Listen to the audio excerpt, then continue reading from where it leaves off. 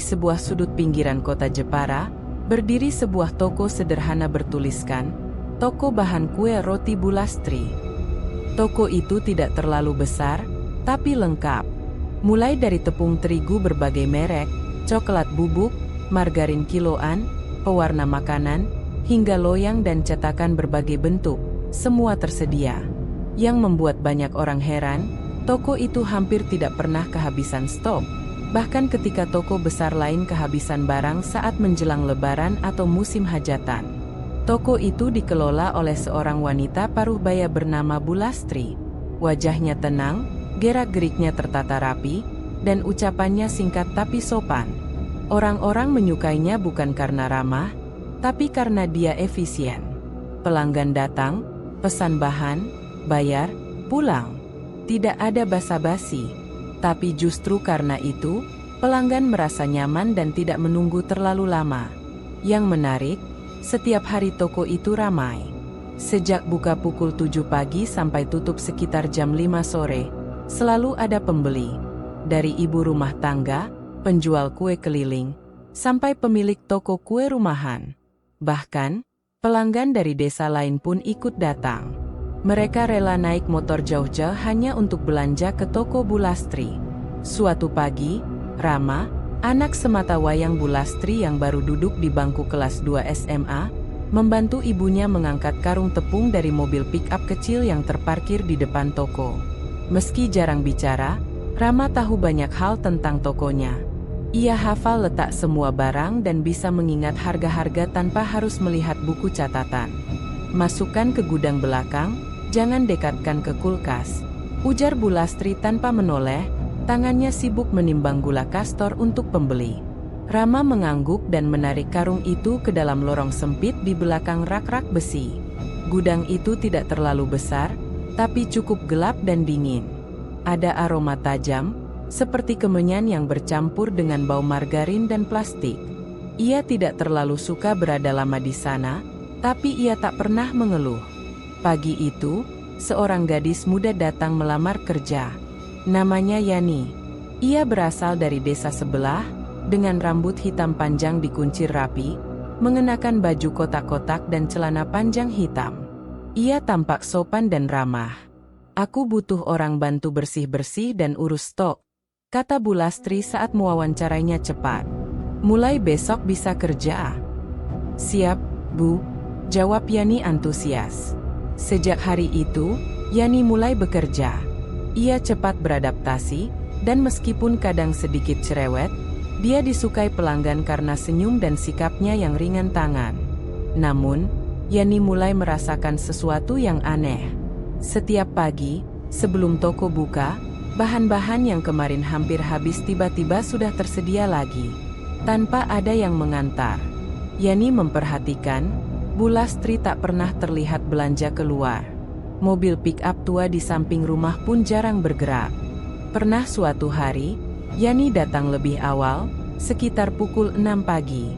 Ia melihat pintu belakang toko terbuka sedikit. Dari celah pintu, dia mengintip ke dalam.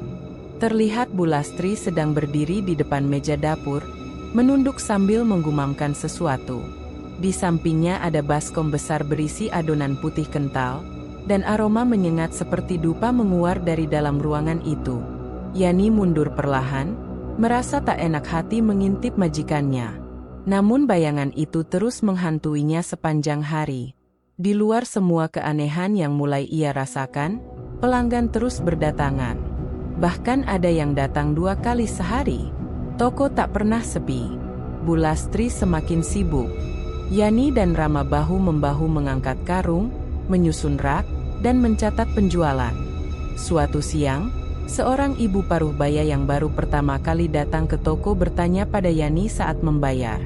"Ini toko baru ya, Mbak?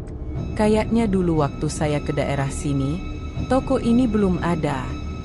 Yani tersenyum. "Sudah lama, Bu," katanya, "sempat tutup beberapa tahun, tapi sekarang sudah ramai lagi." Ibu itu mengangguk pelan. "Ah, ya. Dulu di sini sempat ada toko bahan kue juga. Tapi gosipnya terbakar karena korsleting. Anehnya, toko ini kok berdiri di tempat yang sama ya?"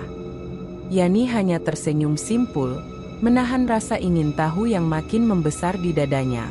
Ia menyimpan kalimat itu dalam-dalam.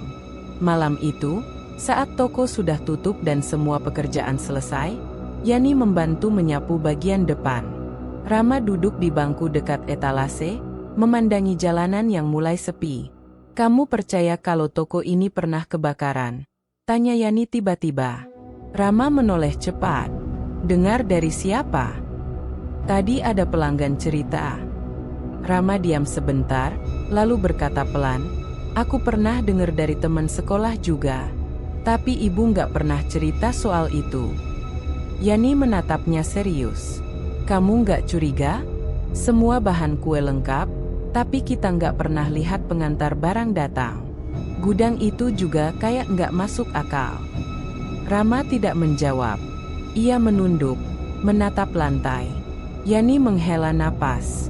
"Aku nggak nuduh apa-apa, tapi aku cuma merasa ada sesuatu yang nggak beres di sini."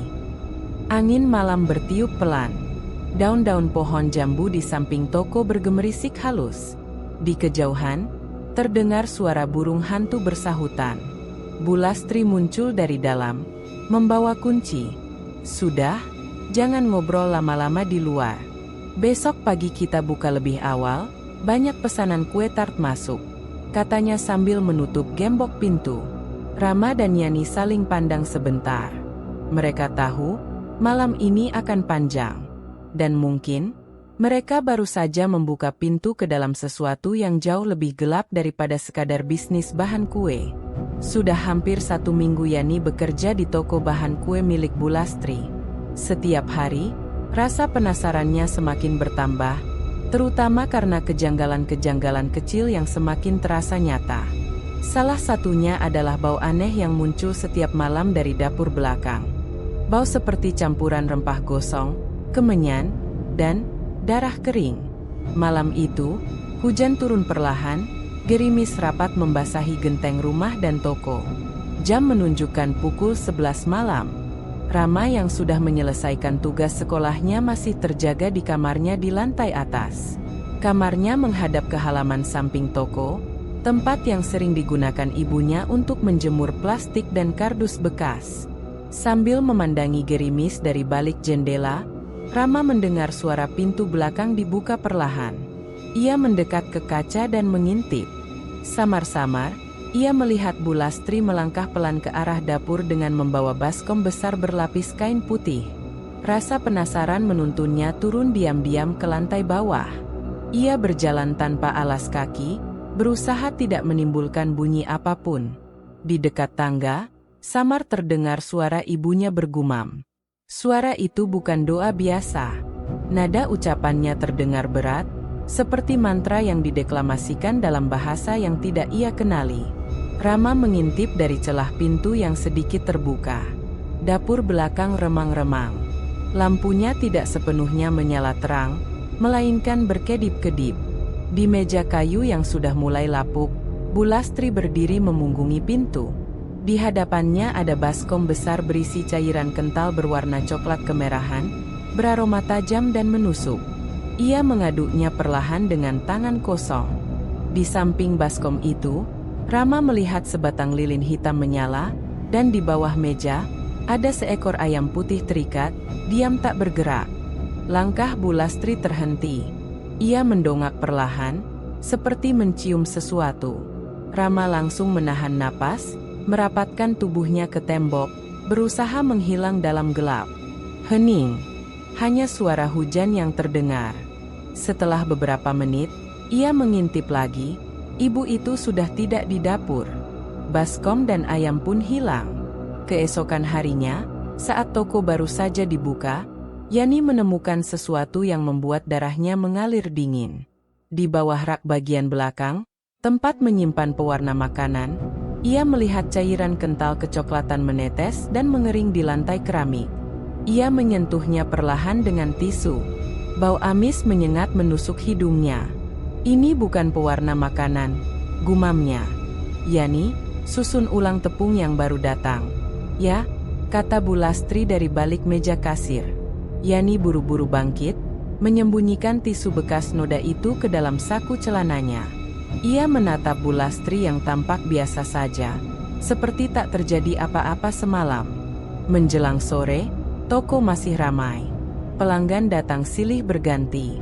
Seorang ibu yang datang untuk membeli bahan brownies berbagi cerita aneh kepada Rama saat menunggu timbangannya selesai.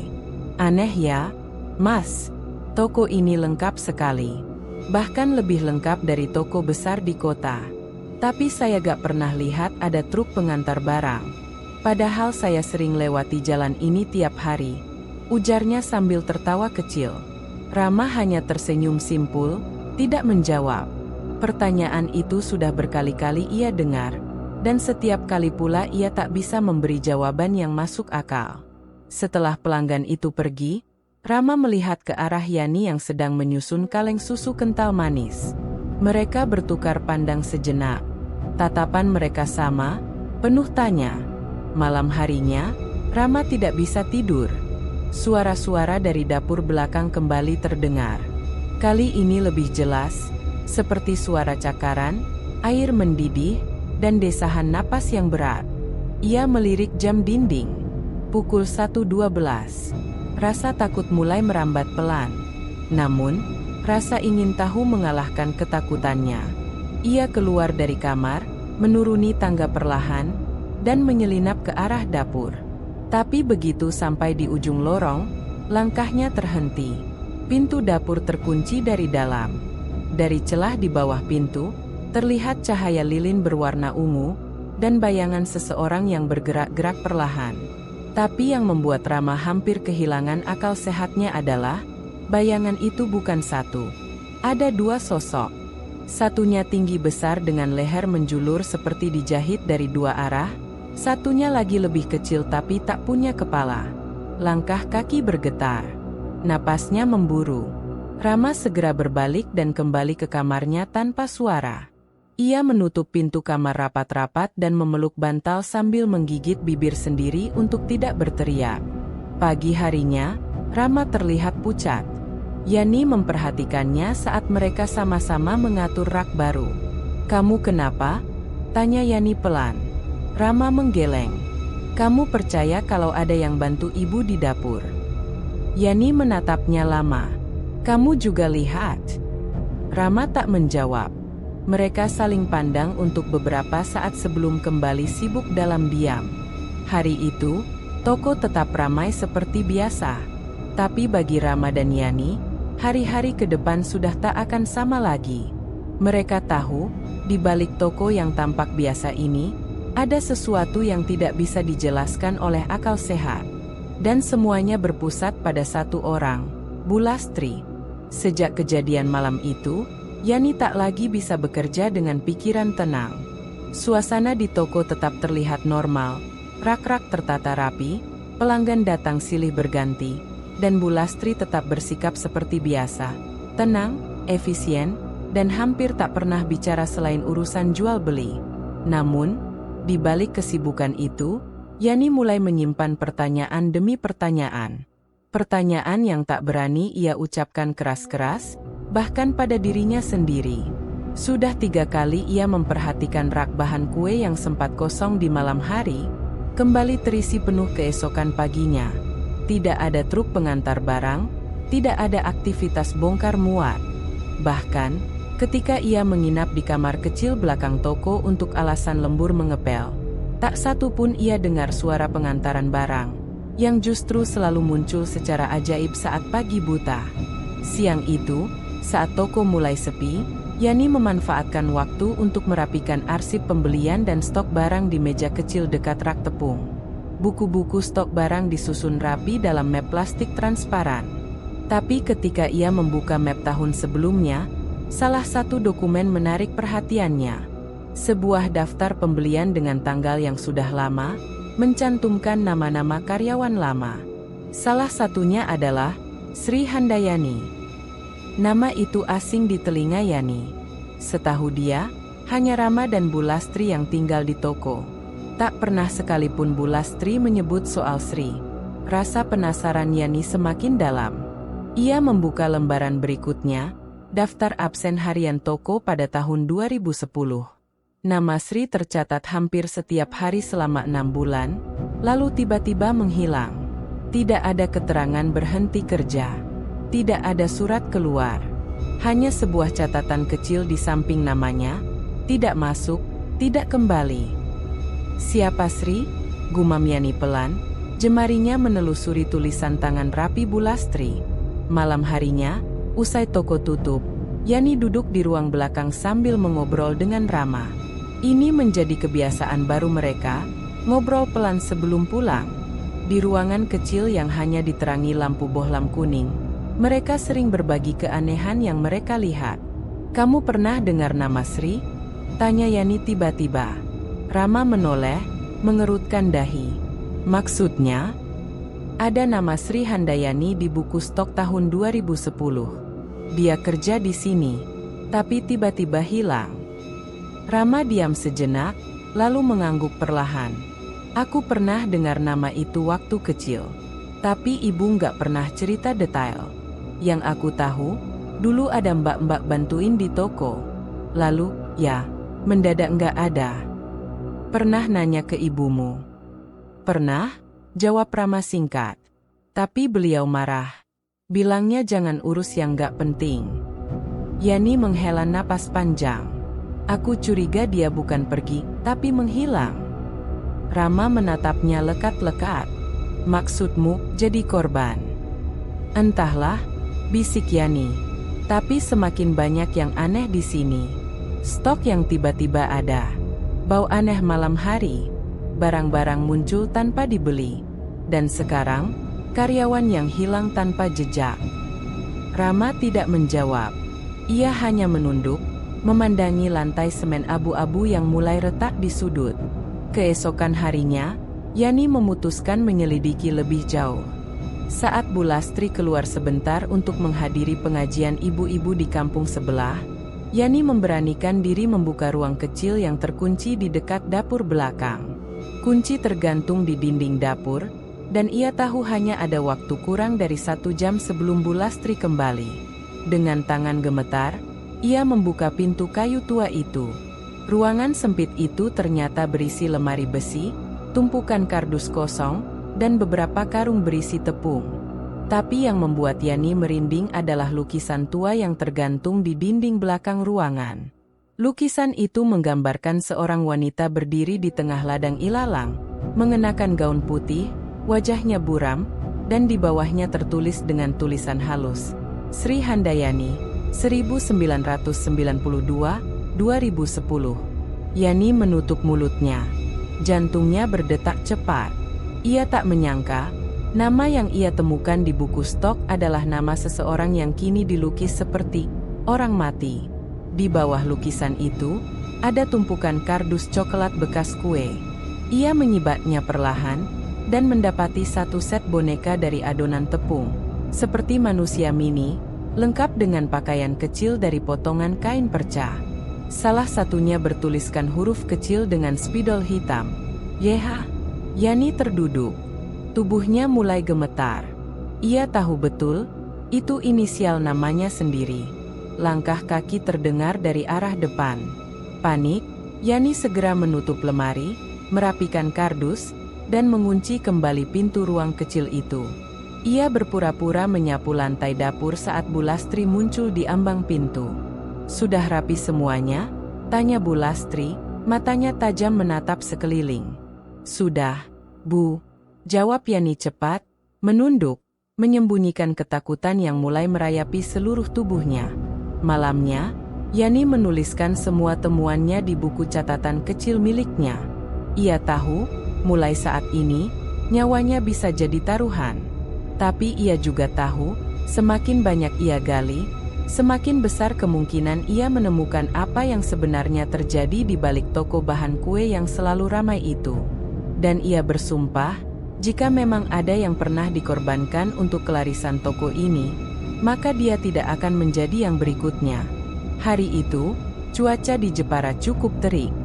Matahari menyengat hingga ke sela-sela atap seng toko bahan kue milik Bulastri. Meski udara panas menyengat, pelanggan tetap berdatangan silih berganti. Toko seperti biasa ramai, tapi di tengah rutinitas itu, sebuah pertemuan tak terduga akan membuka lembaran baru dalam rasa curiga Yani dan Rama. Sekitar pukul 10 pagi, seorang wanita paruh baya masuk ke dalam toko. Ia mengenakan kemeja panjang warna coklat tua dan celana hitam longgar. Wajahnya tertutup sebagian dengan masker medis, tapi dari matanya tampak jelas bahwa ia memperhatikan sekeliling dengan teliti, seolah sedang mencari sesuatu yang lama hilang. Yani, yang sedang menata loyang-loyang di rak depan, segera menyapa. "Selamat pagi, Bu. Mau cari apa?" Wanita itu melepaskan maskernya perlahan. "Saya cari coklat bubuk dan loyang bolu ukuran sedang. Masih ada, kan?" "Ada, Bu. Mau saya bantu ambilkan?" "Boleh." Wanita itu tersenyum ramah. "Sudah lama saya nggak ke daerah sini. Sekarang tokonya ramai ya?" Yani mengangguk. "Ya, Bu. Ramai terus setiap hari." Wanita itu mendekat ke rak dan mengamati barang-barang di sekitarnya. "Tapi aneh ya, beberapa tahun lalu toko ini sempat terbakar habis, kalau saya nggak salah." Yani menghentikan tangannya. Matanya menatap wajah wanita itu dengan cepat. "Maaf, Bu, terbakar?" Wanita itu mengangguk pelan. "Saya dulu pelanggan tetap toko bahan kue di sini.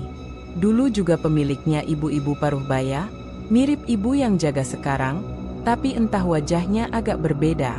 Saya ingat betul, waktu itu toko ini sempat ramai juga, lalu kabarnya, kebakaran hebat tengah malam. Katanya tidak ada korban, tapi setelah itu tutup bertahun-tahun." Yani menelan ludah, berusaha menjaga ekspresi wajahnya tetap tenang. "Ibu tahu siapa pemiliknya waktu itu?" tanya Yani hati-hati. "Saya cuma tahu namanya Bulastri juga. Tapi bisa jadi bukan orang yang sama. Mungkin adiknya, atau keluarganya," kata wanita itu sambil mengambil coklat bubuk ke keranjang belanjanya. "Cuma aneh aja, tempat dan bentuk tokonya sama persis." Yani diam beberapa detik. "Kalau boleh tahu, ibu siapa?" "Oh, saya Bu Rini. Saya dulu punya usaha kue rumahan. Sekarang sudah jarang produksi, jadi baru sempat belanja ke sini lagi." Yani mengangguk. "Makasih infonya ya, Bu." Setelah melayani pembayaran, Yani memperhatikan Bu Rini berjalan meninggalkan toko sambil menoleh sekali lagi ke arah dinding belakang. Tatapan matanya bukan tatapan biasa, seperti menyimpan memori yang tidak enak. Di sore hari, setelah toko tutup, Yani segera mengajak Rama berbicara di ruang belakang. "Kamu tahu tentang toko ini pernah kebakaran?" tanya Yani serius. Rama mengangguk pelan. "Aku pernah dengar kabar dari anak-anak sekolah. Katanya dulu toko ini pernah habis terbakar. Tapi waktu aku tanya ke ibu, beliau cuma jawab singkat, 'Jangan percaya gosip.' Barusan ada pelanggan lama datang, Bu Rini namanya. Dia cerita langsung, katanya dulu toko ini sempat terbakar tengah malam. Waktu itu ramai, lalu tiba-tiba tutup. Dan yang bikin aku merinding, katanya pemilik toko yang dulu juga namanya Bulastri." Rama terdiam. Pikirannya langsung melayang ke malam-malam aneh yang pernah ia saksikan. Suara gumaman dari dapur, cairan tak dikenal, dan sosok bayangan di bawah pintu. "Kalau ini benar orang yang sama," lanjut Yani, "berarti ibumu sudah ada sejak sebelum kebakaran. Dan sekarang, toko ini buka kembali, seperti tidak pernah terjadi apa-apa." "Aku nggak tahu harus percaya atau enggak," ujar Rama pelan. "Tapi aku juga nggak bisa pura-pura semuanya baik-baik aja." Yani mengeluarkan buku catatan kecil dari tasnya. Ia membuka halaman tempat ia menulis kronologi kejadian-kejadian ganjil yang ia temui sejak pertama kali bekerja. "Aku catat semuanya. Tentang nama Sri, boneka adonan itu, bau aneh tiap malam, barang-barang yang muncul sendiri, dan sekarang, toko yang pernah kebakaran. Ini bukan kebetulan, Ram." Rama menatap catatan itu dalam diam. "Kamu yakin kamu aman kalau terus gali ini?" Aku lebih takut kalau diam dan dibiarkan begini terus. Mereka berdua hening. Angin sore mulai menyusup dari jendela samping yang tidak sepenuhnya tertutup. Di luar, langit mulai menggelap. Hujan tampaknya akan turun. Malam itu, Yani bermimpi aneh. Ia melihat dirinya berada di dalam toko yang sama, tapi tanpa warna. Semuanya abu-abu. Rak-rak kosong, lampu mati, dan hanya ada satu sosok berdiri di pojok ruangan. Wanita berbaju putih panjang, wajahnya tertutup rambut basah. Wanita itu menunjuk ke arah pintu belakang. Yani mengikuti arah telunjuk itu dan membuka pintu. Di baliknya, ia menemukan koridor panjang dipenuhi foto-foto tergantung. Di salah satu foto, ada wajah Bulastri muda bersama seorang perempuan lain yang sangat mirip dengannya. Mungkin adik atau kembaran? Ketika Yani mendekati foto itu, wanita berbaju putih tadi tiba-tiba berbisik pelan di telinganya. Dia sudah membakar tubuhku, tapi tidak bisa membakar jiwaku. Yani terbangun dengan peluh dingin. Nafasnya tersengal.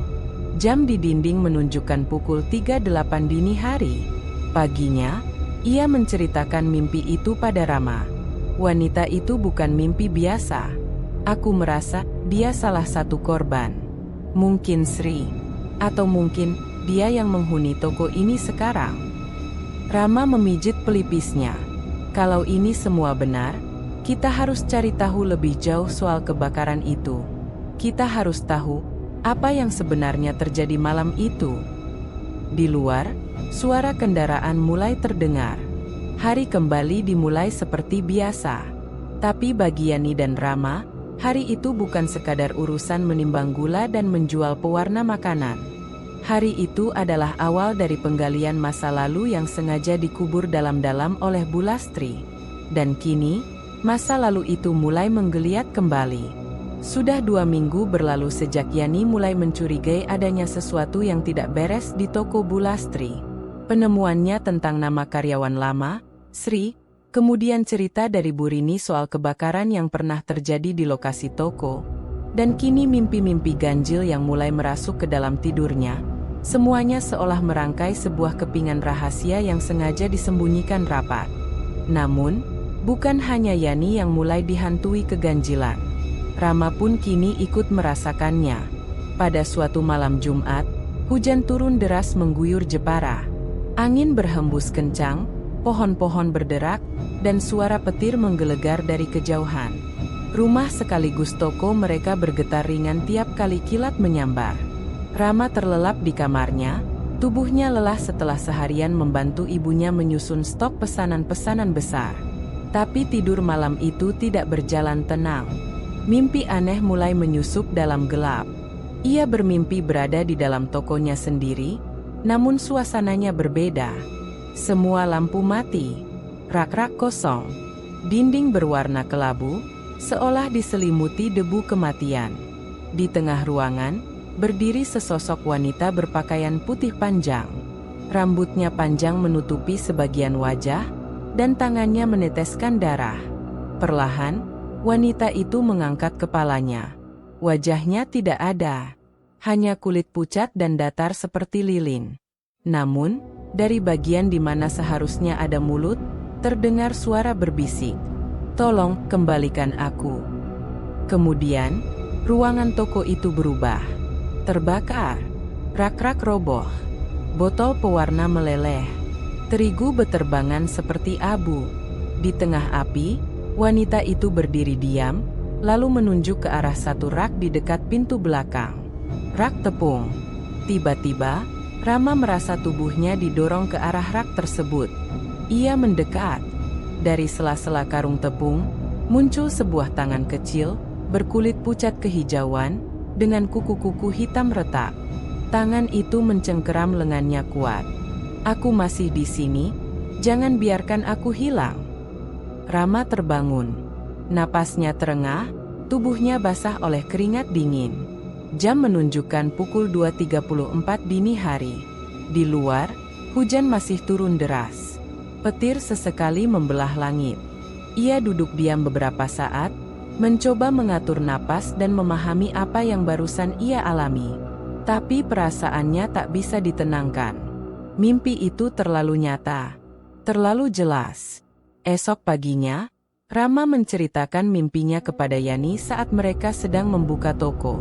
"Aku gak tahu kenapa rak tepung yang ditunjuk," katanya lirih. "Tapi kayaknya ada sesuatu yang disembunyikan di sana." Yani terdiam. "Malam itu aku juga mimpi aneh. Tapi ini makin serius, Ram. Kita gak bisa terus diam." Rama menatap ke arah pintu belakang toko. "Mungkin malam ini kita harus coba lihat gudang itu. Tapi pelan-pelan. Ibu pasti curiga kalau kita terlalu banyak tanya." Siang itu, toko tetap ramai seperti biasa. Namun, Rama memperhatikan satu hal aneh. Setiap pembeli yang datang dan menyentuh rak tepung, selalu mengusap tangan mereka seperti terkena debu lengket. Padahal, semua karung tepung baru datang 2 hari lalu. Harusnya bersih. Bahkan seorang pelanggan sempat mengeluh. "Kok tepungnya bau ya, Mas?" ujar ibu itu sambil mencium karung kecil yang ia beli. "Bau?" Rama pura-pura heran. "Bau seperti apa, Bu?" "Kayak bau besi atau darah gitu," katanya lirih. "Aneh. Tapi ya sudahlah, saya coba dulu di rumah." Setelah pelanggan pergi, Rama mendekati rak dan mengendus karung yang ditunjuk ibu tadi. Ia langsung memalingkan wajah. Bau amis dan anyir seperti darah segar menyergap hidungnya. Malam harinya, sekitar pukul 11, Rama dan Yani bersepakat untuk menyelinap ke gudang belakang. Bu Lastri sudah naik ke lantai 2 untuk istirahat. Toko terkunci rapat, dan mereka hanya menggunakan senter dari ponsel masing-masing. Gudang berada di sisi paling belakang toko. Sebuah pintu tua yang biasa dipakai untuk menyimpan stok karung besar dan peralatan yang jarang digunakan. Disitulah rak tepung berada. Dengan hati-hati, Rama membuka pintu itu. Suasana lembab langsung menyergap mereka. Lampu gudang tidak menyala, mungkin sengaja dimatikan. Mereka berjalan pelan menyusuri rak-rak tinggi. "Rak tepungnya di pojok kanan," bisik Rama. Yani menyorot senter ke arah rak tersebut. Deretan karung tertata rapi, tapi bagian belakangnya terlihat seperti ada celah, seolah pernah disusun ulang tapi terburu-buru. Rama mengangkat satu karung dan menariknya ke samping. Di balik tumpukan itu, ada papan kayu tipis yang menutup semacam lubang di lantai. Tanpa berkata apa-apa, Rama dan Yani menyingkirkan papan itu. Di bawahnya tanah basah, dan tulang kecil menyeruak dari dalamnya. Rama terdiam. Yani menutup mulutnya, menahan desakan mual. "Ini tangan," bisik Yani. "Astaga, ini kuburan." Rama mengangguk pelan. Matanya tak lepas dari serpihan tulang kecil berwarna kecoklatan itu. Tulang itu terbungkus potongan kain yang sudah lusuh dan berjamur. Di samping kain itu, mereka menemukan sepotong pita coklat dengan nama disulam di atasnya, Sri. Yani nyaris roboh. Dia dikubur di sini, selama ini. Tiba-tiba, suara pintu kayu berderit terdengar dari arah dapur. Seseorang turun dari tangga. Rama buru-buru menutup lubang, menyusun kembali karung, dan mematikan senter. Langkah kaki itu makin dekat. Mereka hanya bisa saling pandang dalam gelap, dan menahan napas sekuat mungkin. Seseorang berdiri di depan pintu gudang, namun tidak masuk. Hanya berdiri diam. Beberapa menit kemudian, suara itu menjauh. Pintu kembali menutup perlahan. Setelah yakin benar-benar aman, Rama berbisik, "Kita gak bisa tinggal diam lagi." Dan malam itu, keduanya tahu bahwa rahasia yang mereka temukan bukan hanya sekadar cerita lama, tapi tumbal hidup yang dikorbankan demi toko yang tak pernah kehabisan stok. Sudah 2 hari sejak Rama dan Yani menemukan tulang belulang dan kain bertuliskan, Sri, di bawah rak tepung di gudang toko. Temuan itu tak bisa mereka cerna sepenuhnya, namun satu hal jelas. Di balik kelarisan toko bahan kue milik Bu Lastri, ada sesuatu yang kelam dan mengerikan. Meski masih bekerja seperti biasa, Kini setiap senyum Yani dan tatap mata Rama menyimpan kegelisahan. Mereka sepakat tidak akan gegabah, tidak akan langsung melapor atau membongkar semua itu. Mereka butuh waktu, dan lebih dari itu, mereka butuh bukti yang bisa dipegang orang lain. Tanpa mereka tahu, seseorang diam-diam mulai mencurigai sesuatu. Pak Karta, tetangga sebelah toko, yang rumahnya hanya dipisahkan dinding tembok dan lorong kecil. Pak Karta adalah pria tua pensiunan pegawai koperasi, berusia sekitar 60-an, tinggal sendiri sejak istrinya meninggal 3 tahun lalu. Ia dikenal suka mengamati dan sedikit cerewet, tapi bukan pembohong. Ia sudah lama menaruh perhatian pada toko Bulastri, terutama sejak toko itu tiba-tiba ramai kembali setelah bertahun-tahun kosong pasca kebakaran. Dulu tembok itu masih hangus separuhnya, gumam Pak Karta pada dirinya sendiri suatu pagi. Sekarang mulus seperti baru dicat. Suatu malam, tepatnya malam Sabtu, sekitar pukul 2 dini hari, Pak Karta bangun karena mencium bau aneh yang menyusup dari balik tembok toko. Bau kemenyan yang menyengat, bercampur aroma amis dan bunga busuk. Bukan bau biasa. Ia berjalan ke dapur belakang rumahnya, membuka jendela kecil yang menghadap ke lorong sempit antara rumah dan toko Bulastri. Di luar, terlihat asap tipis mengepul dari sudut belakang toko. Dengan penasaran, ia mengenakan sarung dan jaket tebal, lalu keluar melalui pintu samping rumahnya. Dengan membawa senter kecil, Pak Karta menyusuri lorong sempit yang sebagian tanahnya becek karena hujan 2 hari sebelumnya. Sesampainya di belakang toko, ia berhenti. Tanah di sana basah dan hitam, seperti bekas bakaran. Di atasnya, berserakan kelopak bunga 7 rupa, melati, mawar, kenanga, dan bunga kantil. Astagfirullah, gumamnya. Di dekat tanah gosong itu, Pak Karta melihat sebuah piring kuningan kecil yang masih hangat. Di dalamnya terdapat sisa darah mengering dan potongan kain lusuh. Ia membungkuk, menyentuh sedikit tanah dengan ujung jarinya. Masih lembab. Dan di sekitar itu, terlihat bekas jejak kaki yang sangat kecil. Terlalu kecil untuk ukuran manusia dewasa. Namun ada jejaknya, mengarah ke pintu belakang toko. Pak Karta menegakkan tubuhnya. Jantungnya berdegup lebih cepat dari biasanya. Ia bukan orang yang mudah panik, tapi ini bukan sekadar kejadian biasa. Ia pernah melihat hal seperti ini dulu, lama sekali, ketika masih kecil di desa orang tuanya, saat ada orang yang berhajat pada malam-malam tertentu. Esok harinya, Pak Karta datang ke toko Bulastri seperti biasa. Ia membeli ragi dan mentega, pura-pura tak terjadi apa-apa.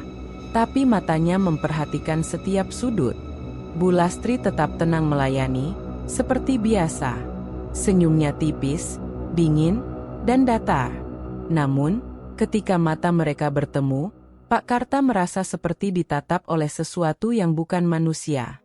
Saat pembayaran selesai, ia berkata, "Toko jenengan semakin ramai, Bu. Hebat ya, bisa lengkap terus barangnya." Bulastri menjawab tenang, "Rezeki sudah ada jalannya, Pak Karta. Yang penting kita rajin dan jujur." "Benar-benar," sahut Pak Karta pelan. "Tapi malam tadi saya mencium bau kembang dari belakang toko. Tumben, padahal biasanya harum gula, bukan bunga." Bulastri tidak menjawab langsung, hanya menatap beberapa detik, lalu tersenyum lagi. "Kadang ada pelanggan yang buang bunganya sembarangan, Pak. Mungkin itu." Pak Karta mengangguk pelan, namun pikirannya mengunci jawaban itu. Ia tahu Bulastri berbohong. Sementara itu, Rama dan Yani juga mencium bau yang sama ketika membuka toko pagi itu. Aroma bunga 7 rupa dan kemenyan masih menggantung di udara, meskipun jendela dan pintu toko sudah dibuka lebar. Yani mendekati rak bagian belakang, tempat karung-karung tepung disusun kembali setelah malam penemuan mengerikan itu. "Rasanya baunya makin kuat ya," gumamnya. Rama mengangguk. "Aku juga ngerasa gitu." Tanpa sadar, mereka berdua mulai memperhatikan pelanggan-pelanggan yang datang satu persatu. Beberapa tampak kebingungan saat menyentuh bahan tertentu. Ada yang mengernyit saat memegang karung gula, ada yang mencium tangan mereka setelah memegang loyang, lalu cepat-cepat menyeka tangan mereka dengan tisu. Kayaknya pelanggan juga mulai nyadar, ujar Yani. Sore harinya, ketika toko hampir tutup, Pak Karta mampir kembali. Kali ini, ia tak membeli apa-apa.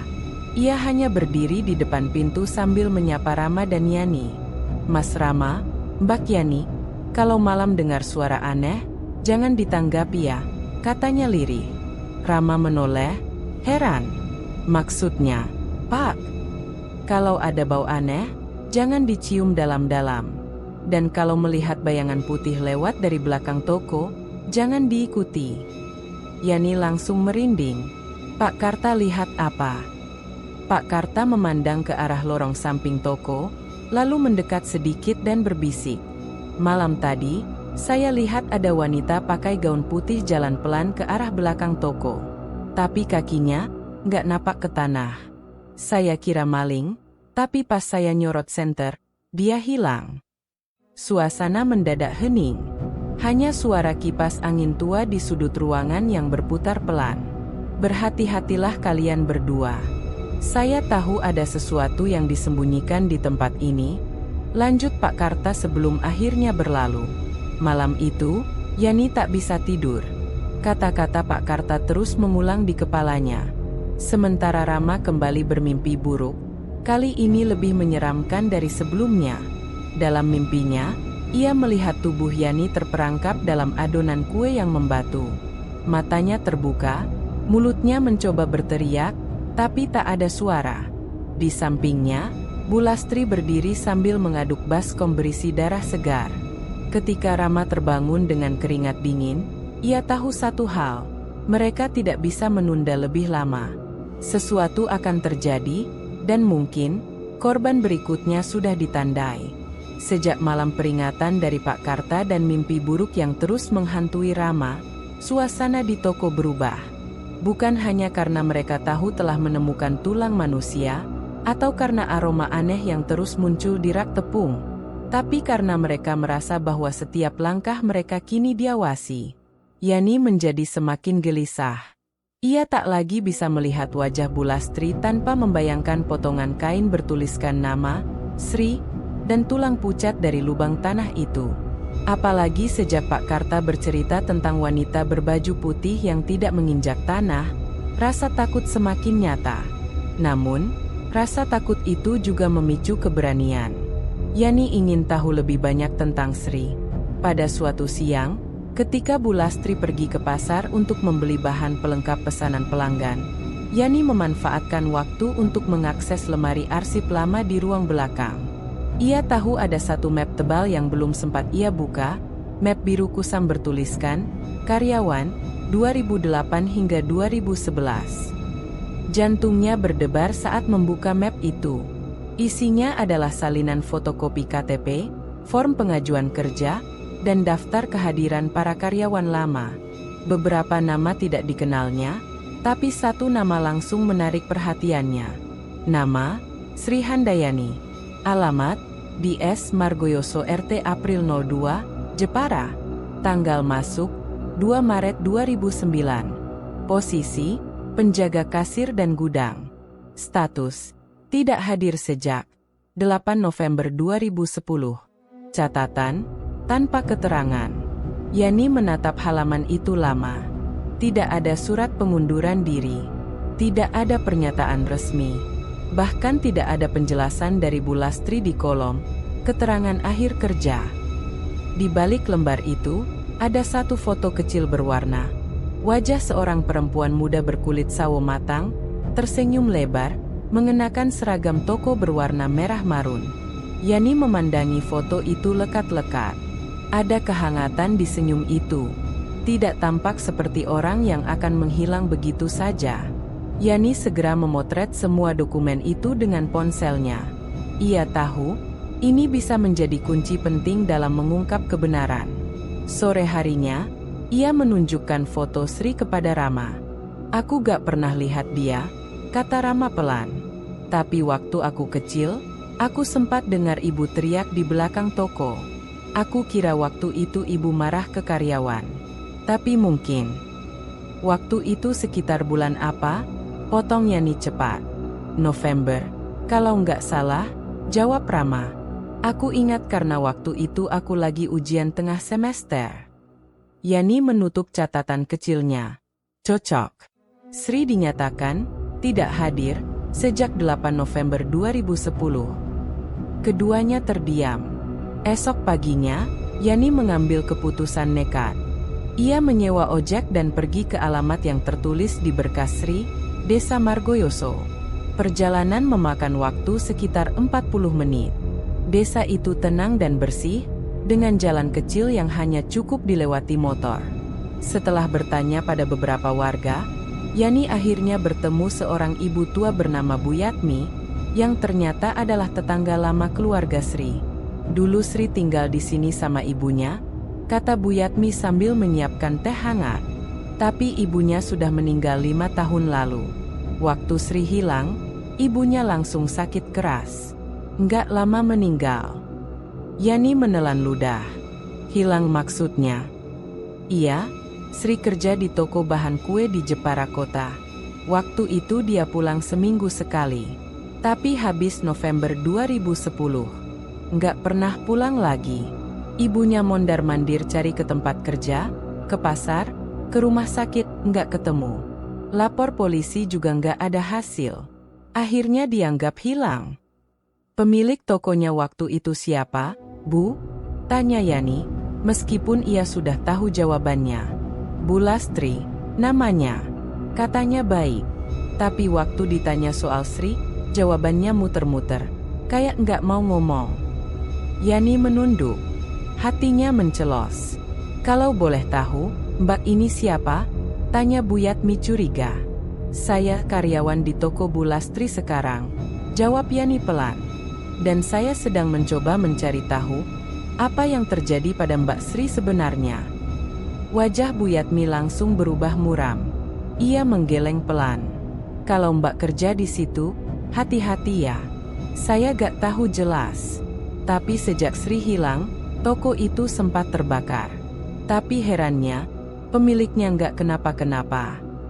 Malamnya, Yani menceritakan semuanya kepada Rama, termasuk kunjungannya ke Margoyoso. Kamu yakin Bu Lastri benar-benar membunuh Sri? Tanya Rama lirih. Kalau bukan dia yang melakukannya, minimal dia tahu. Dan yang lebih gila lagi, bisa jadi Sri dijadikan tumbal. Rama menatap layar ponsel yang masih menampilkan foto Sri. Senyumnya terlalu polos untuk nasib semengerikan itu. Kenapa semua ini bisa terjadi hanya demi toko? Bisik Rama. Yani menggeleng pelan. Karena mungkin, ini bukan toko biasa. Tapi alat. Tempat untuk memelihara perjanjian pesugihan. Dan Sri, dia yang pertama. Keduanya tahu, mulai saat itu, rahasia yang mereka gali sudah masuk ke dalam wilayah yang sangat berbahaya. Mereka belum tahu siapa yang berikutnya. Tapi mereka tahu, mereka harus bergerak sebelum semuanya terlambat. Hari-hari setelah Yani menyelidiki jejak Sri terasa lebih mencekam dari sebelumnya. Bukan hanya karena temuan demi temuan yang makin menguatkan dugaan tentang pesugihan, tetapi juga karena toko mulai menunjukkan keanehan yang sulit dijelaskan secara logis. Salah satunya, barang-barang di rak sering berpindah tempat sendiri. Beberapa kali Rama mendapati botol sirup kue yang seharusnya di rak paling bawah, tiba-tiba sudah tertata rapi di rak atas. Loyang yang diletakkan terbalik malam hari, keesokan paginya menghadap normal, meski tak ada satupun karyawan yang mengaturnya. Dan setiap malam Jumat, bau kemenyan bercampur amis darah menyusup dari sela-sela lantai toko. Malam itu, ketika toko tutup lebih awal karena cuaca buruk dan listrik sempat padam, Rama dan Yani duduk di depan toko. Hujan rintik-rintik menambah sunyi suasana. Malam Jumat Kliwon besok, ujar Yani pelan. Kita harus cari tahu apa yang sebenarnya dilakukan Bu Lastri setiap malam seperti itu. Kalau memang ada perjanjian, dia pasti akan melakukannya besok. Rama mengangguk. Tapi kita nggak bisa ngawur. Kita butuh orang yang paham. Minimal bisa kasih panduan sebelum kita ikut-ikutan diseret ke hal-hal yang kita nggak ngerti. Yani terdiam sebentar, lalu berbisik. Aku dengar dari warga belakang toko. Ada seorang dukun tua, tinggal di pinggir sawah arah barat. Namanya Mbah Tumirah. Dulu sering bantu orang cari orang hilang. Dikenal bisa melihat hal-hal yang kita nggak bisa lihat. Rama menatapnya lekat-lekat. Kamu yakin? Aku udah tanya. Lokasinya nggak jauh. Kita ke sana besok pagi sebelum toko buka. Keesokan paginya, dengan alasan membeli bahan tambahan ke pasar, Yani dan Rama pergi ke rumah Mbah Tumirah. Rumah itu terletak di ujung jalan tanah yang sudah dipenuhi ilalang, dengan sebuah pendopo kecil di depan dan pohon randu besar menaungi pekarangannya. Mbah Tumirah adalah wanita tua renta dengan rambut perak digelung dan kulit penuh kerut, tapi matanya masih tajam. Ketika Yani memperkenalkan diri, Mbah Tumirah hanya menatap sebentar, lalu berkata, "Kalian kerja di toko yang dekat pohon beringin besar itu?" "Ya." Mereka berdua saling pandang. "Toko bahan kue?" tanya Mbah Tumirah lagi. "Yang sekarang ramai, padahal dulu sempat habis kebakaran." Yani langsung mengangguk. "Iya, Mbah. Kami cuma ingin tahu, apakah ada sesuatu yang tidak wajar di tempat itu?" Mbah Tumirah menarik napas panjang, lalu berkata lirih, "Saya sudah lama tahu ada yang tidak beres dengan tempat itu. Sejak dulu, ada sosok yang sering datang ke toko itu. Sosok wanita yang tidak pernah menampakkan wajah, hanya berdiri diam di belakang rak. Sosok itu tidak pernah pergi." Rama menelan ludah. "Maksud Mbah, itu arwah?" "Bukan sembarang arwah. Itu tumbal, yang dipaksa tinggal di antara dunia dan akhirat. Tubuhnya dibungkam, tapi jiwanya tidak bisa tenang." Yani mengeluarkan ponselnya dan menunjukkan foto dokumen Sri. "Apakah sosok yang Mbah lihat ini?" Mbah Tumirah melihat sebentar, lalu mengangguk pelan. "Benar. Dia Sri. Dia tidak pergi karena terikat. Jiwa yang dijadikan jaminan, tidak akan bisa meninggalkan tempat pesugihan sebelum dibebaskan." Yani hampir menangis. "Bagaimana cara membebaskannya, Mbah?" "Jangan tergesa. Jangan melawan langsung. Tempat itu sudah menjadi wadah. Ada makhluk yang menetap di sana, diberi makan oleh darah dan ketakutan. Dan yang paling penting, jangan sekali-kali membuka toko malam hari, terutama di malam Jumat Kliwon. Karena saat itulah perjanjiannya diperbarui." Rama mengerutkan dahi. "Maksudnya, Bu Lastri melakukan semacam ritual pesugihan setiap malam Jumat Kliwon?" "Ya, dan kalian harus jauh dari gudang saat itu. Bahkan memandang pun jangan." Yani menelan ludah. "Tapi, kami sudah tahu terlalu banyak. Kami takut kalau kami malah jadi korban berikutnya." Mbah Tumirah menatap tajam ke arah keduanya, lalu berkata, "Kalau kalian sudah menggali, kalian tidak bisa mundur. Tapi kalian bisa mengikat diri kalian.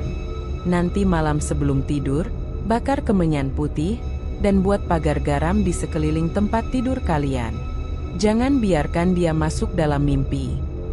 Dan satu lagi, jangan pernah menyebut nama Sri saat berada di dalam toko." Sepulang dari rumah Mbah Tumirah, hati mereka campur aduk.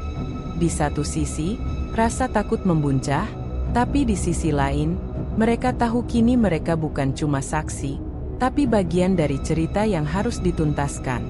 Dan malam Jumat Kliwon pun datang. Sejak sore, langit mendung menggantung di atas Jepara. Angin dingin bertiup pelan, membawa aroma lembab dan tanah basah. Bu Lastri bersikap lebih pendiam dari biasanya, bahkan menutup toko lebih awal.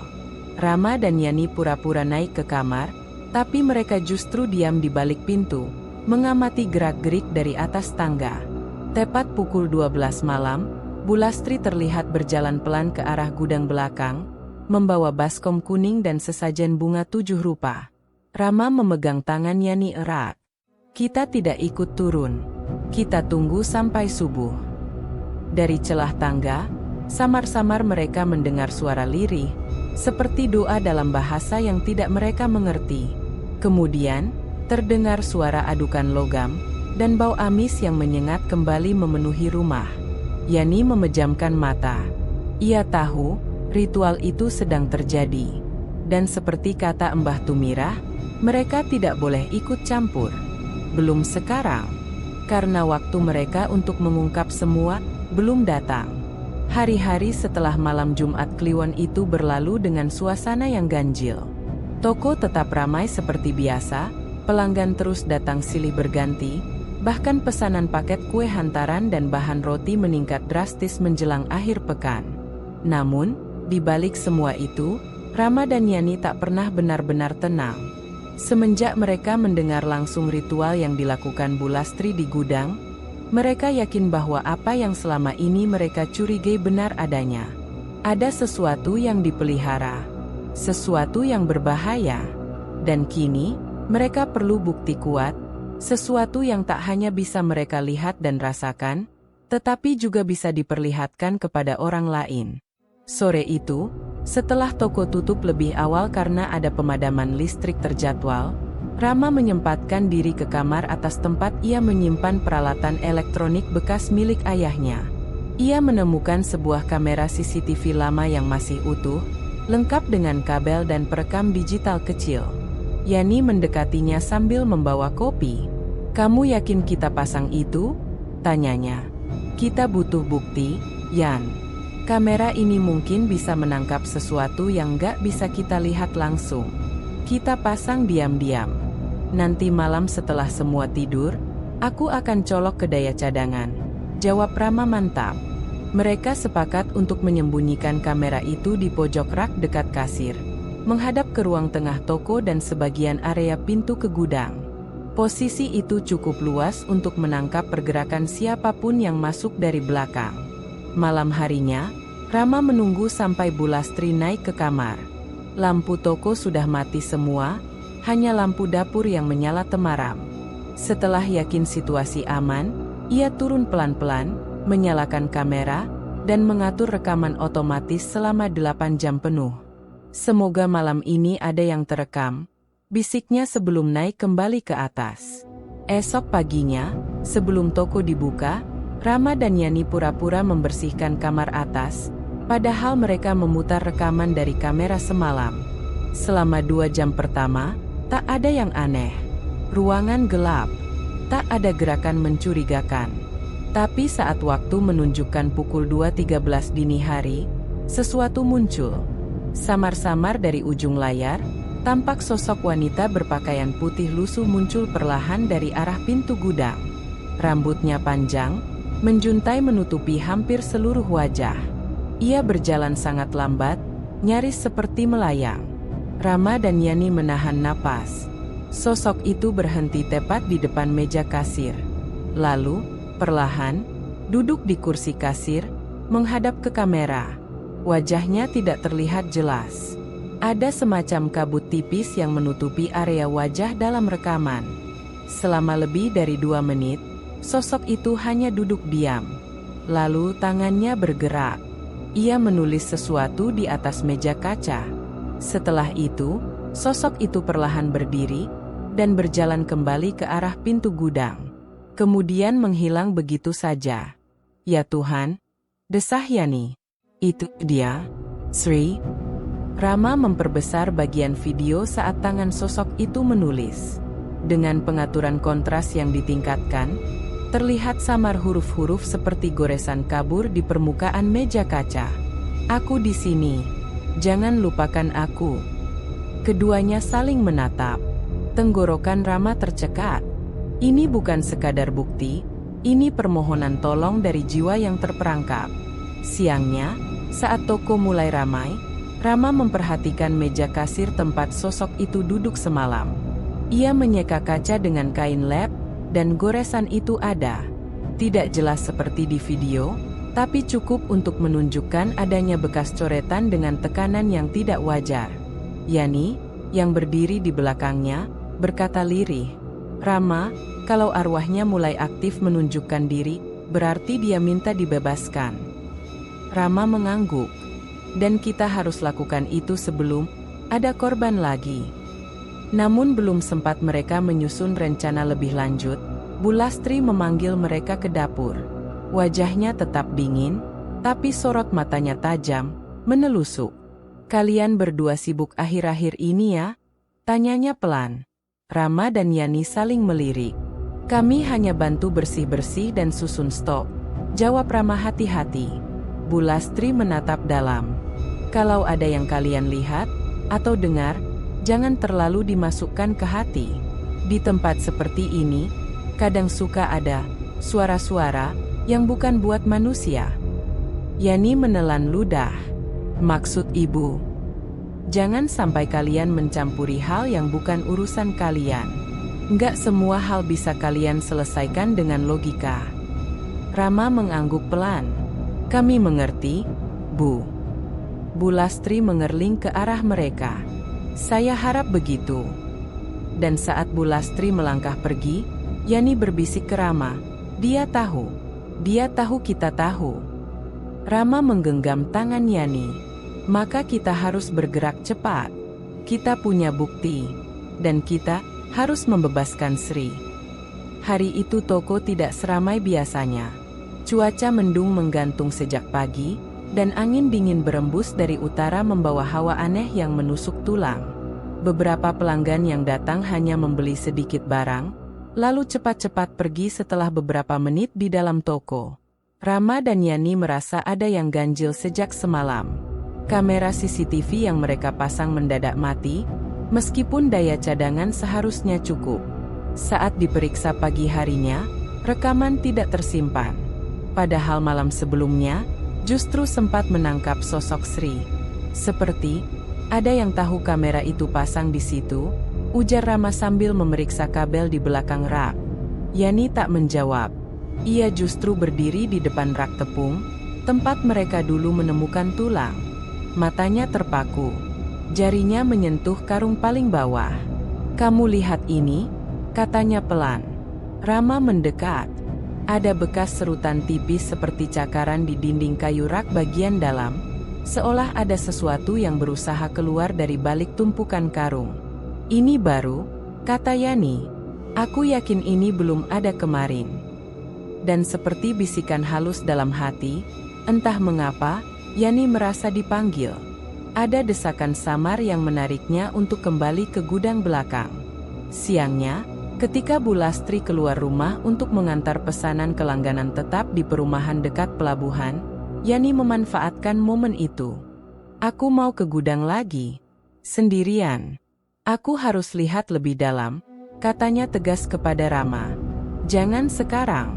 Kita tunggu malam, atau minimal aku ikut," kata Rama khawatir. Yani menggeleng. "Kalau nunggu malam, aku takut terlambat. Sri sudah mencoba berkomunikasi. Dia butuh kita. Kita nggak bisa terus sembunyi." Tanpa menunggu jawaban, Yani mengambil senter kecil dari tas dan menuju pintu gudang di belakang rak. Rama bergegas mengejar, tapi Yani sudah membuka pintu dan masuk ke dalam. "Yani, tunggu.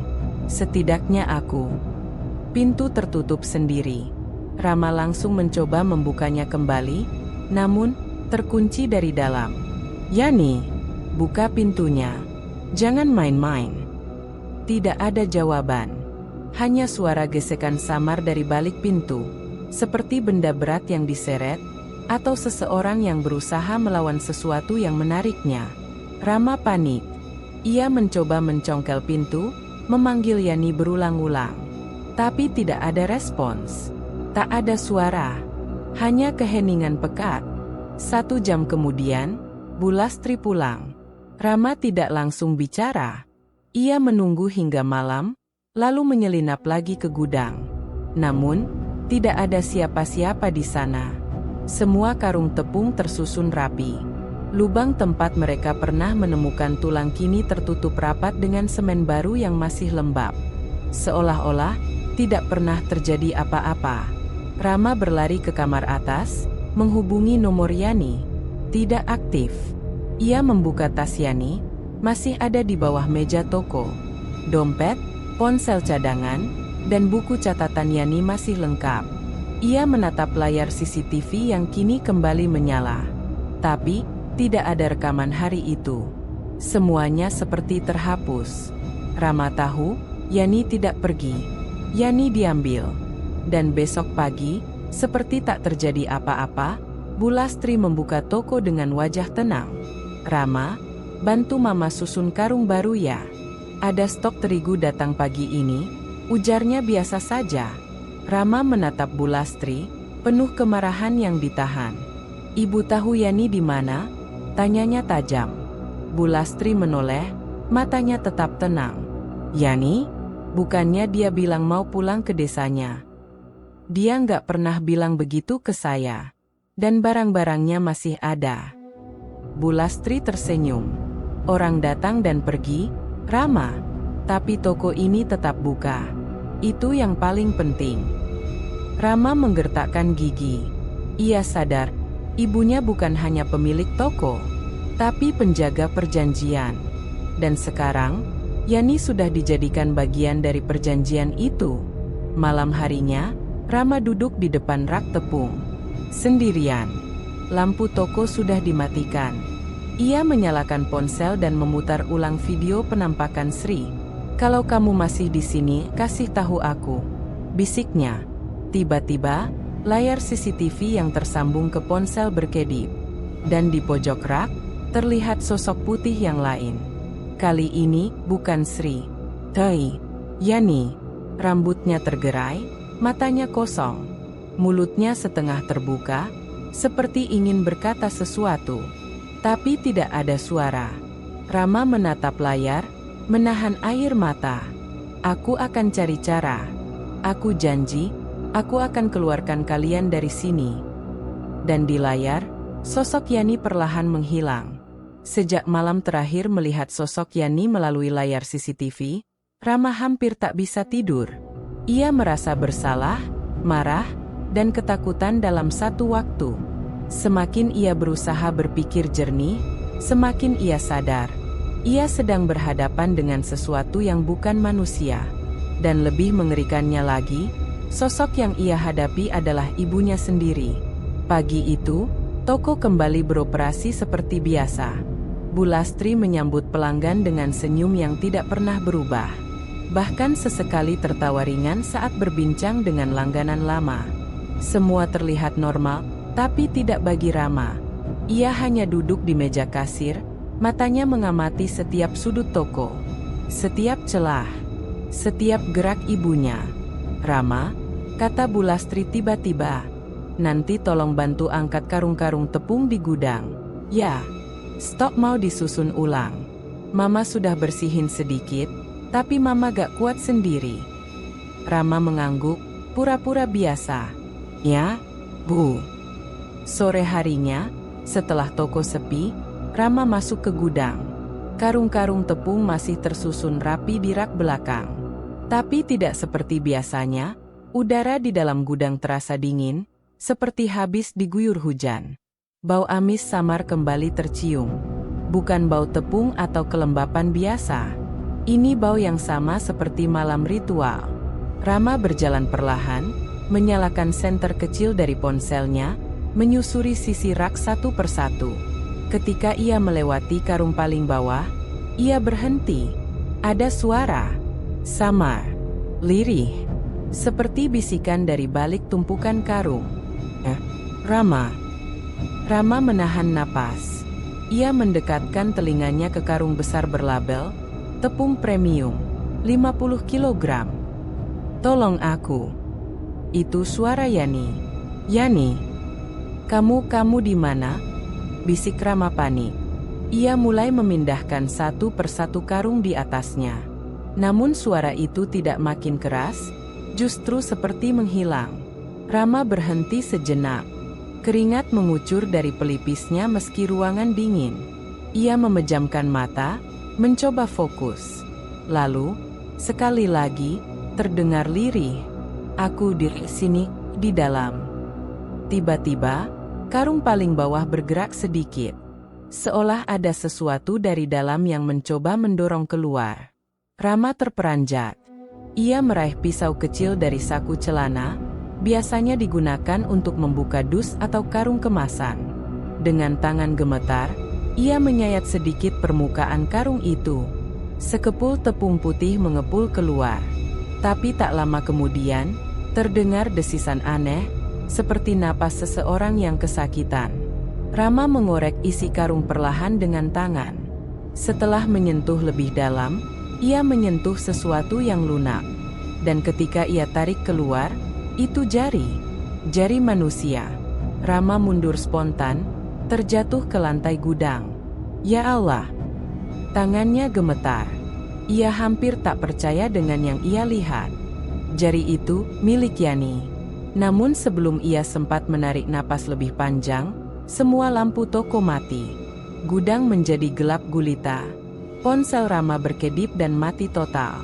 Dalam gelap itu, terdengar langkah kaki pelan menyeret. Lalu terdengar suara Bu Lastri dari balik pintu gudang. Rama, kamu mencari sesuatu. Nadanya datar. Tidak marah. Tidak berteriak. Justru lebih menakutkan karena terlalu tenang. Rama menahan suara. Ia berdiri perlahan, mengambil kembali pisau kecilnya. Ia mundur ke belakang rak, berusaha mengatur napas. Sudah Mama bilang, suara itu terdengar lagi. Jangan terlalu jauh mencampuri hal yang tidak kamu mengerti. Tiba-tiba, pintu gudang terbuka sendiri perlahan. Cahaya dari lorong depan toko menyorot sedikit ke dalam gudang. Namun, tidak ada siapa-siapa. Rama melangkah keluar pelan.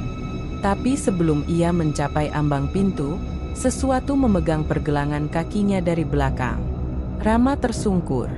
Saat menoleh, tidak ada siapa-siapa.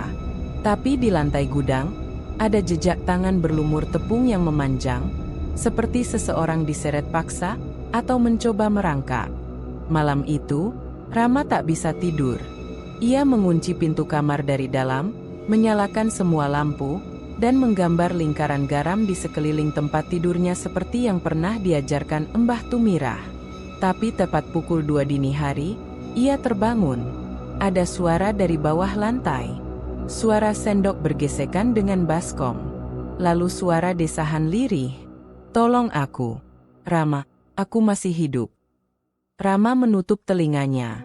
Tapi suara itu terus terdengar. Dan saat ia menatap ke arah pintu kamar, tangan putih penuh tepung perlahan muncul dari bawah celah pintu.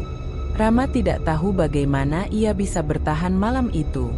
Setelah melihat tangan putih penuh tepung muncul dari bawah pintu kamarnya, ia hanya bisa berdoa keras-keras sampai suara itu menghilang dan semuanya kembali sunyi. Saat fajar menyingsing dan ayam mulai berkokok, ia masih duduk di sudut kamar dengan tubuh gemetar dan lingkaran garam di sekitarnya mulai terinjak sebagian. Ia tahu, batas waktu untuk diam sudah habis. Pagi itu, Rama pura-pura sakit. Ia tidak turun ke toko, tidak menyapa ibunya, dan bahkan tidak menyentuh sarapan yang dikirimkan ke kamar. Bu Lastri hanya mengangguk dari bawah tangga. Tak bertanya, tak menawar. Namun Rama tahu, ibunya sedang memperhatikan. Dan ia harus bertindak sebelum menjadi tumbal berikutnya. Siangnya, Rama menemui Pak Karta secara diam-diam di pos ronda kampung belakang. Pria tua itu terkejut saat mendengar pengakuan Rama tentang sosok di gudang, suara dari tumpukan tepung, dan juga keberadaan kamera CCTV yang sempat merekam arwah Sri. Aku yakin Yani masih hidup waktu dimasukkan ke karung itu, Pak, kata Rama lirih. Tapi sekarang aku nggak tahu. Tapi malam itu, aku dengar dia bicara. Memanggilku. Pak Karta mengangguk pelan. Saya sudah lama curiga. Tapi saya nggak punya bukti. Sekarang kamu sudah lihat semuanya sendiri. Rama mengangguk. Aku butuh bantuan, Pak. Aku harus tahu apa sebenarnya yang dilakukan ibu tiap malam Jumat Kliwon. Pak Karta menghela napas, lalu memandang Rama dengan serius. Malam ini, kita intai sama-sama. Tapi kamu jangan dekat-dekat. Kamu anaknya. Kalau ketahuan, Dia bisa lebih berbahaya dari yang kamu bayangkan. Malam Jumat Kliwon. Tepat pukul 11.30 malam, Rama dan Pak Karta sudah bersiaga di atap rumah tetangga sebelah, tempat paling pas untuk mengintai bagian belakang rumah Bu Lastri. Dari sana, mereka bisa melihat jendela dapur dan pintu kecil ke arah gudang. Lampu-lampu toko sudah padam. Hanya cahaya samar dari lilin yang terlihat di dalam. Dan tepat pukul 00.03, Bu Lastri muncul. Ia mengenakan kebaya hitam, rambut digelung, dan wajahnya bersih tanpa riasan. Ia membawa nampan berisi sesaji, kembang 7 rupa, ayam hitam yang sudah dipotong lehernya, dan sebuah boneka kecil dari adonan kue yang tampak aneh, berbentuk manusia, lengkap dengan mata dari kismis dan mulut digambar dengan sirup merah. Bu Lastri duduk bersila di depan pintu gudang, di atas anyaman daun pisang, dan mulai membaca mantra lirih. Angin malam tiba-tiba berhenti. Semuanya sunyi. Bahkan suara jangkrik lenyap seketika. Pak Karta menahan napas. "Dengarkan baik-baik," bisiknya. Bu Lastri menunduk, lalu mengangkat boneka dari adonan itu dengan kedua tangan. "Tumbal darahku kutukar untuk rejeki. Jiwa baru pengganti. Kukunci di tepung suci. Hidup dan mati jadi satu di sini." Lalu, dengan pelan dan penuh perhitungan, ia menusukkan jarum panjang ke dada boneka itu. Saat jarum menancap, tiba-tiba terdengar suara erangan dari dalam gudang. Suara perempuan, lemah, menyayat, seperti orang sekarat. Rama gemetar. Suara itu, suara Yani. Bu Lastri melanjutkan mantranya. "Datanglah, penjaga tempat ini, terima persembahan darah. Biarkan rejeki tetap lancar. Jangan ambil aku, jangan ambil anakku." Lalu ia menyiram boneka itu dengan darah ayam hitam yang ia bawa, dan meletakkannya di dalam baskom kuning besar. Baskom itu, sama seperti yang digunakan ketika toko mulai dibuka kembali pasca kebakaran dulu. Dan saat semua sesaji selesai, ia menutup ritual itu dengan menaburkan garam kasar dan kelopak mawar merah ke sekitar pintu gudang. Lalu mencium boneka itu 1 kali sebelum pintu ditutup perlahan. Setelah Bu Lastri masuk kembali ke dalam rumah, Rama dan Pak Karta tetap diam di tempat. Mereka tak bicara satu kata pun selama 5 menit. Hanya saling bertukar pandang. Mereka baru turun setelah yakin semuanya tenang. "Jadi benar," gumam Pak Karta sambil mengusap wajah. "Bu Lastri pakai boneka tumbal dari adonan tepung untuk mewakili korban. Makanya tubuh korban hilang, tapi jiwanya tetap terjebak." Rama mengepalkan tangan. "Dan aku yakin, sekarang, Yani yang jadi boneka itu." Malam itu, Rama menulis semuanya dalam buku catatan. Nama-nama yang hilang, waktu-waktu kejadian, dan satu keputusan penting. "Aku akan mengakhiri ini semua, walau harus kulawan ibuku sendiri." Rama tidak bisa tidur malam itu. Ia sudah melihat dengan mata kepala sendiri bagaimana ibunya melakukan ritual mengerikan. Ia mendengar erangan Yani dari dalam gudang.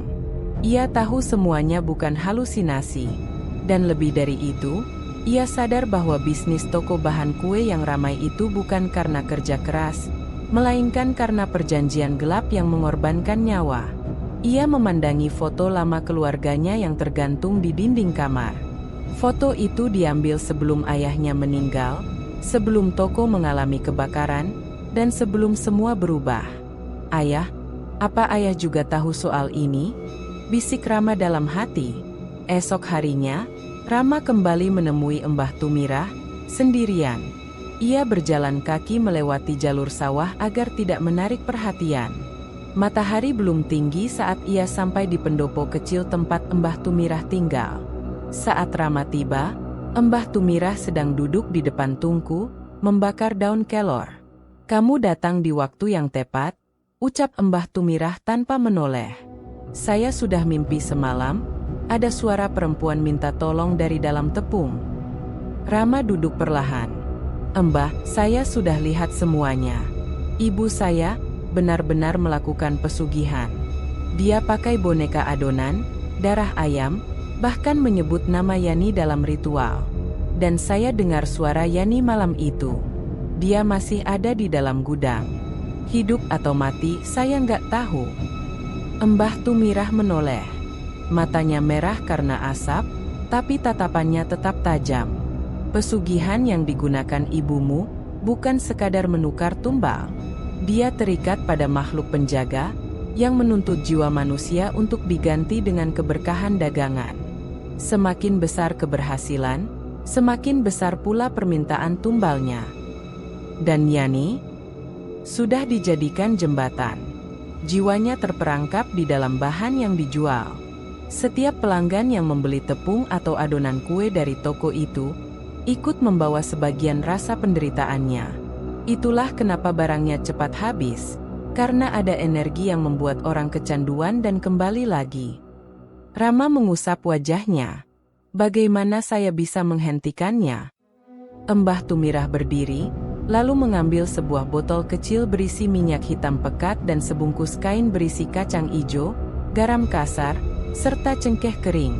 Kamu harus masuk ke gudang pada malam Jumat Kliwon berikutnya, saat ibumu melakukan ritual ulang. Tapi kamu harus lebih dulu menyegel boneka tumbalnya dengan minyak ini. Kalau kamu berhasil menyentuhnya dan menanamkan 3 benda ini di sekeliling gudang, maka pintu antara dunia mereka akan tertutup. Lalu, jiwa-jiwa yang terperangkap akan bebas.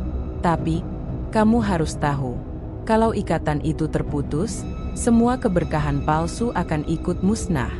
Toko akan hancur, dan ibumu bisa kehilangan akalnya. Rama terdiam. Kalau itu harga yang harus dibayar, saya siap. Mbah Tumirah menatap Rama lekat-lekat. Tapi kamu juga harus tahu satu hal lagi. Ibumu sudah menyerahkan sebagian darahmu dalam ritual pertamanya. Itu sebabnya kamu selalu selamat, karena kamu adalah jaminannya. Rama membeku. Ia teringat, dulu saat kecil, ia pernah demam tinggi di malam Jumat Kliwon. Ibunya bilang ia cuma masuk angin. Tapi sekarang, ia mulai mengerti. Kalau aku memutus perjanjian itu, berarti aku juga sedang melawan nasibku sendiri. Ya, kata Mbah Tumirah pelan. Tapi itulah pengorbanan sejati. 3 hari sebelum malam Jumat Kliwon berikutnya, Rama berpura-pura seperti biasa. Ia tetap membantu di toko, tetap menyusun barang, dan tetap menyapa pelanggan. Tapi malam harinya, ia mulai menyiapkan segala hal. Minyak hitam, benih kacang ijo, garam kasar, dan cengkeh. Ia juga menyimpan pisau kecil di balik saku baju. Pak Karta juga bersiap di pos ronda. Ia akan membantu mengalihkan perhatian kalau dibutuhkan. Dan malam itu pun tiba. Pukul 11.45 malam, Bu Lastri sudah menyiapkan baskom dan boneka baru, terbuat dari adonan tepung, dengan rambut dari benang hitam dan mata dari kismis. Rama bersembunyi di balik rak, membawa seluruh perlengkapan yang dibungkus kain hitam. Ia menunggu hingga ibunya memulai mantranya. Tumbal darahku kutukar untuk rejeki. Rama merayap perlahan ke belakang, menyalakan minyak hitam di ujung jari, dan mengusapkannya ke lantai tepat di bawah boneka. Perlahan, ia menanam kacang ijo di bawah rak, menabur garam kasar ke pojok ruangan, dan menaruh cengkeh di pintu masuk gudang. Tapi saat ia hendak menutup lingkaran terakhir, boneka adonan itu bergetar sendiri. Bu Lastri menghentikan ritual. Ia melihat ke arah belakang, dan mendapati Rama berdiri dengan tangan penuh garam dan minyak hitam. Rama, kamu ngapain? Berhenti. Ini semua salah. Toko ini laris bukan karena kerja keras, tapi karena tumbal. Karena pengorbanan manusia. Wajah Bu Lastri memucat. Kamu nggak ngerti?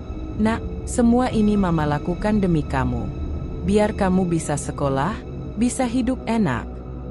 Dengan mengorbankan orang lain, dengan menjebak Yani dan Sri, Rama membentak. Bu Lastri gemetar. Tapi sebelum ia bisa melangkah, Rama menyiramkan minyak hitam ke boneka adonan itu. Boneka itu langsung terbakar pelan, tanpa api, tanpa asap. hanya menyusut dan mengepul seperti terbakar dari dalam. Tiba-tiba, seluruh toko berguncang. Rak-rak bergemeretak, lampu padam, dan teriakan arwah terdengar dari setiap sudut. Bu Lastri berteriak panik.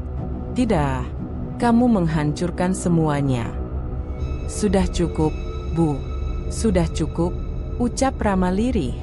Dan dengan tetesan minyak terakhir, ia tutup lingkaran di lantai. Lalu, hening. Toko menjadi sunyi. Hanya suara angin dan debu yang turun pelan dari langit-langit. Di gudang, boneka adonan sudah meleleh menjadi bubur putih. Dan suara Yani tidak terdengar lagi. Ia sudah bebas. Begitu pula Sri. Bu Lastri pingsan malam itu. Keesokan paginya, ia tidak ingat apa-apa. Ia duduk di kursi dapur seperti orang linglung, menatap kosong ke arah dinding. Toko tidak pernah dibuka lagi. Dan Rama tahu tugasnya belum selesai. Sudah seminggu sejak malam ritual terakhir. Toko milik Bu Lastri tak pernah dibuka lagi. Tirainya selalu tertutup. Papan nama yang dulu dipoles rapi dengan tulisan "Toko bahan kue roti Bu Lastri, lengkap murah," kini mulai pudar oleh debu dan panas matahari. Beberapa pelanggan yang lewat sempat mengetuk, tapi tak pernah ada yang dijawab. Bu Lastri tak lagi bicara. Ia duduk diam di kursi rotan dekat jendela, menatap kosong ke arah rak-rak kosong yang biasanya penuh pesanan pelanggan. Tatapannya kosong, pikirannya seperti melayang jauh. "Bu, makan dulu ya," ucap Rama suatu pagi. Namun sang ibu hanya menoleh sekilas, lalu kembali memandangi sudut toko yang remang. Rama tahu, jiwa ibunya tidak sepenuhnya hilang, tapi ia seperti kosong. Ikatan perjanjian pesugihan yang selama ini memberinya kekuatan dan kejayaan telah putus, dan bersama itu pula, hancur sebagian dari jiwanya. Pak Karta beberapa kali datang menjenguk. Kadang membawakan makanan, kadang hanya duduk diam bersama Rama di beranda belakang. "Aku nggak tahu harus gimana lagi, Pak. Ibu seperti tubuh tanpa nyawa," kata Rama. Pak Karta menepuk bahunya. "Kadang orang yang hidup terlalu lama dalam kesepakatan gelap akan kehilangan arah saat cahaya datang. Tapi yang kamu lakukan benar, Rama. Sangat benar." Namun mereka tidak tahu, pesugihan yang diputus tidak selalu mati begitu saja. Malam Jumat pun kembali datang. Langit mendung, udara dingin sejak sore. Awan menggulung seperti gelombang besar yang hendak menelan kota. Dan tepat pukul 001 tengah malam, Rama terbangun oleh bau terbakar. Awalnya samar, tapi makin lama makin tajam. Ia turun ke bawah. Dari balik pintu dapur, terlihat cahaya merah berkedip dari arah gudang. "Bu," panggil Rama panik. Tidak ada jawaban. Ia berlari ke ruang tengah, dan terkejut melihat api kecil sudah menjalar dari bawah rak tepung. Asap mulai mengepul dari celah-celah lantai. Dan, di tengah gudang, ada meja kayu tua yang seharusnya sudah dibuang, kini muncul kembali, utuh. Di atas meja itu, terdapat boneka adonan seperti dulu. Tapi sudah hangus, gosong, dan masih berdenyut. Rama terpaku. Tidak mungkin. Tiba-tiba, suara dari belakang membuatnya menoleh. Bu Lastri berdiri di ambang pintu dapur, matanya merah menyala. Wajahnya tidak lagi kosong, kini penuh amarah dan kesakitan. "Kenapa kamu hancurkan semuanya, Rama?" katanya parau. Rama mundur. "Bu, itu bukan jalan yang benar. Semua itu ibu lakukan buat kamu. Toko ini, uang ini, semua buat kamu. Tapi kamu bakar semuanya." Api di rak mulai membesar. Tepung beterbangan. Satu persatu bahan kue terbakar, meledak kecil karena tekanan panas. Rama menarik ibunya dari dapur. "Bu, toko kebakaran. Kita harus keluar sekarang." Namun Bu Lastri meronta. "Biar saja. Biar semua musnah. Aku tidak punya siapa-siapa lagi, bahkan anakku sendiri mengkhianatiku." Dengan sisa tenaga, Rama menggandeng ibunya keluar melalui pintu belakang. Detik berikutnya, ledakan kecil terdengar dari dalam toko. Api merah menjulang dari dapur, menjilat langit malam yang pekat. Langit Jepara menjadi terang oleh api toko bahan kue Bu Lastri. Tetangga mulai berdatangan. Beberapa mencoba menyiram air dari ember, tapi api terlalu cepat. Mobil pemadam datang sekitar 15 menit kemudian, namun sudah terlambat. Pagi harinya, yang tersisa dari toko hanya rangka kayu gosong, puing-puing rak terbakar, dan sebuah meja kayu utuh di tengah ruangan. Di atas meja itu, masih ada boneka gosong dari adonan. Tidak meleleh, tidak terbakar, tidak tersentuh api. Pak Karta menatapnya lama. Benda ini bukan buatan manusia biasa. Petugas pemadam kebakaran pun heran.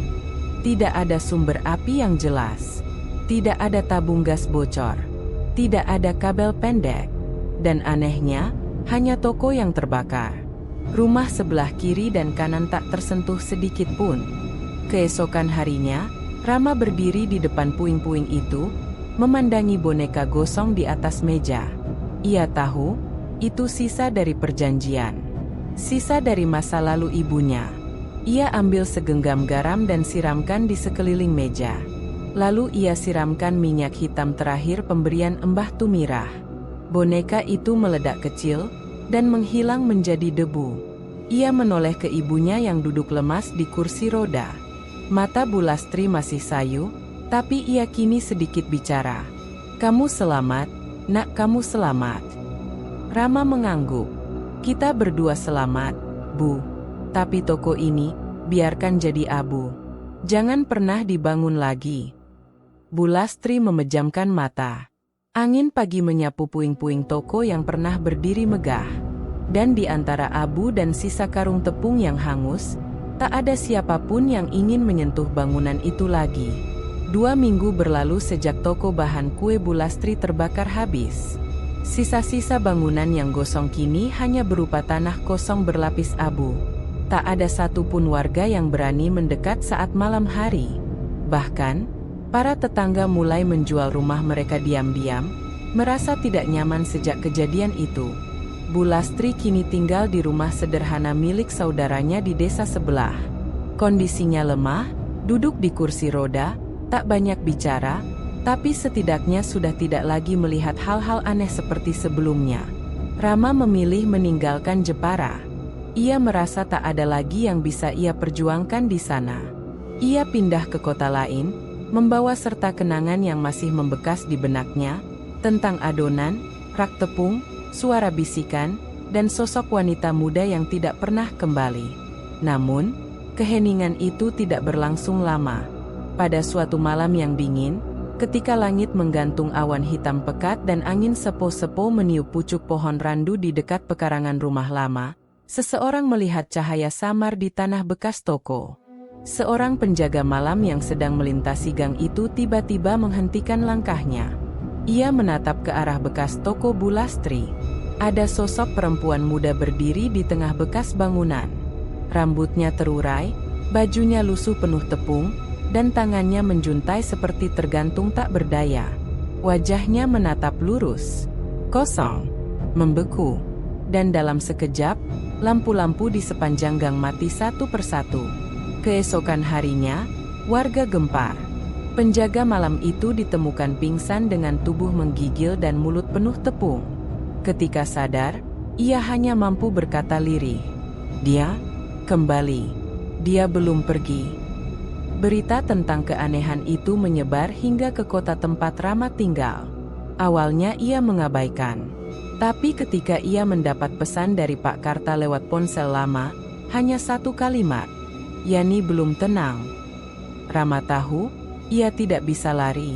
Ia kembali ke Jepara, ke tanah abu tempat dulu toko keluarganya berdiri. Ia berdiri sendirian di malam hari, hanya diterangi cahaya bulan. Lalu, terdengar suara, "Rama." Suara itu lirih, seperti datang dari balik tanah. Rama memejamkan mata. "Yani, maafkan aku. Aku tidak bisa pergi, sebelum ia tahu rasa, sebelum kebenaran dibayar tuntas." Rama membuka mata. Di hadapannya, berdiri sosok Yani, setengah manusia, setengah arwah. Matanya hitam legam. Mulutnya sobek seperti benang kue yang terputus.